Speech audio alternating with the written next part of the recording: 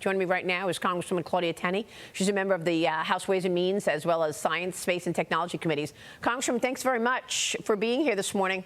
Have you decided who you'd like to see as Kevin McCarthy's replacement? Well, I think right now we have to have someone who knows the territory, who can understand the institution itself. And I'm right now supporting Steve Scalise because he's the one person who's reached out to me. Look, this was a sad day, I think. I consider myself to be right-wing and a conservative. But we also have a very interesting scenario here. I agree with Kevin on this. This is not about conservative wins. This is not about Matt getting everything he wanted.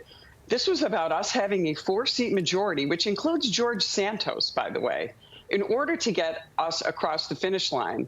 Kevin got us the majority. Kevin brought us back wins in 2020 and eventually got us the majority in 2022. He raised the money. He went out into these districts. He raised money in primaries. I don't get money in primaries when I always have a primary from the speaker. And many of those people turned on the speaker. You could look at it one way or I don't really care what it comes down to in the end, Maria.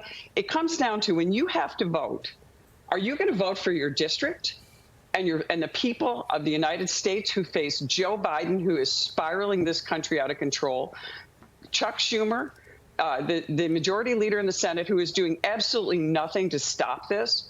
And we have a 4-seat majority. Kevin McCarthy said, I will go back to one person to do a motion to vacate the chair. That was in place before Nancy Pelosi, by the way. We always had it. It was whether you could get the votes. Are we going to go to single issue bills? Yes. Who obstructed us all spring from getting those single issue votes across the finish line and onto the floor? Who voted against the rules? Matt Gaetz and a number of these people in different formulations voted against all of the things that Kevin promised he would do. Could Kevin promise results? Could he say that we were going to get these, the results that they wanted? Absolutely not. It was up to each individual member to vote for their district and to get those bills done. Yeah. He succeeded in doing that. So when people say, well, Kevin, and disingenuously, I might add, and I know Matt Gaetz, I came in with him. He's a smart guy, very capable guy. But when Matt Gaetz gets up on the floor and says that Kevin didn't get these bills passed, they got passed on the floor, what we could do. But when you can't get a bill on the floor because you don't get the votes and they vote no on rule bills, this is us. This is the best example I can think of. I love Josh Allen and the Bills. Yeah. If Josh Allen threw a pass to one of his another receiver, and they stopped at the 5-yard line instead of running in for a touchdown, and the receiver said, "You know why I did that? Because last week you didn't throw me the passes I wanted. So I'm not going to run into the end zone because I didn't get what I wanted." This is really what it comes down to, Maria. I hate to put it that way. How can these people all of a sudden at this point, when the entire United States, whether we continue impeachment proceedings, which are vitally important, we wouldn't have subpoenaed the documents. We wouldn't have had Jason Smith as chair of the House Ways and Means Committee, who opened a whistleblower portal. We would never have known what these whistleblowers brought forth under duress, under threat of their jobs. We would not know any of these things. None of this would have been McCarthy hadn't been speaker. And it's not about Kevin McCarthy. These people are going to hold hostage whoever the next speaker is. And the problem is, I'm a conservative, but when we're doing nothing. We are not going to the House floor today. And all of them have these grievances that should have been left at the door. You have to vote for our country right now. Yeah. The Democrats are gleeful. They have destroyed our country, and they're continuing to destroy our country. And now we can't even govern as Republicans. This is what it's not about Kevin should have done this and could have done this. It's about what did you do at the moment of truth? How did you vote? Did you vote with the team, or did you put the ball down at the 5-yard line? So what is it going to take, then, in your view, to stop the reckless behavior on the left?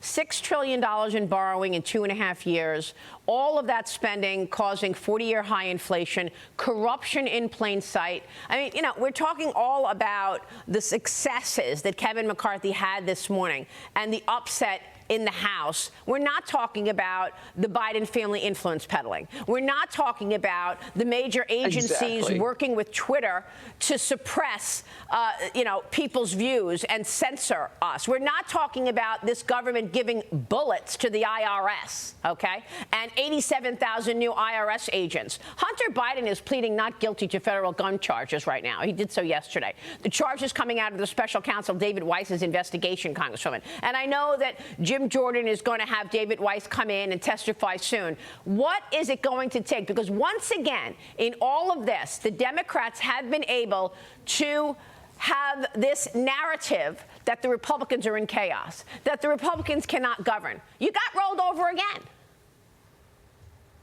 Absolutely. And it took a few people that, by the way, guess what I did this morning? I cleared my email of all the Nancy Mace, Matt Gaetz, Andy Biggs, all their fundraising emails. I was clearing out of my emails today, which was absurd. I mean, they're fundraising off of bringing down this majority and compromising us. I am all for conservative wins. But, Maria, we can put up the most conservative bill that we have looked at. Our H.R. 2, our border security bill, which would help us so much, help the American people, my constituents in New York who are suffering as well. We put in all these conservative wins and they voted no because of some grievance. We should have done it in June. We didn't do it in June. We tried to do it in June and July. When I hear from people on the Rules Committee who are conservatives, like Tom Massey, I mean, who is more conservative than Tom Massey? And who says that we couldn't get these bills done because some rebels were voting against us on our side, not the Democrats. And by the way, Matt Gaetz spent all week going around last week and this week, meeting with Democrats like AOC, Rashida Tlaib, Pramila Jayapal, meeting with them to try to get them to support him. Yeah. Why wouldn't the Democrats hand us a colossal failure like this without even having to work at it? We did that. And I'm honestly, I'm so frustrated because I'm a Republican. I served in the state legislature where the Democrats control everything. Yeah. I have never seen anything so malicious as the lies that were told on the House floor yesterday by people who I considered to be good conservatives. We just can't continue like this, Maria. We have got to understand, I'm not a moderate. I'm a conservative, but I want to win. And when the Democrats can do 10% win and 10% win and 10% win, and eventually they've taken over, and we play a zero-sum game where we get nothing and we get to put a great bill on the floor and the Senate ignores it and Joe Biden ignores it, our only chance is to try to win the presidency and to try to win back the Senate. We just unloaded our most prolific fundraiser who is out there creating the committees, helping us get where we need to go. And look, I'm not a huge Kevin fan. I like Kevin. I think he's done a yeoman's job of what he did. He didn't always give me everything I want, but in the end, it's not about me, Maria. Yeah. It's about advancing the ball and getting wins for the American people, putting my personal grievances at the door and saying, we've got to stick together. Because you know who sticks together? The Democrats. Yeah. You know whose name and picture and everything is all over the Capitol now? Nancy Pelosi. Diabolical, abuse of power, everything I saw her as. And yet, the Democrats didn't like, the AOC, they all objected to her. But in the end, they stuck behind her. That's right. They did. Congresswoman, thank you. Well said. We will keep following all of this. Claudia Tenney, thank you so much.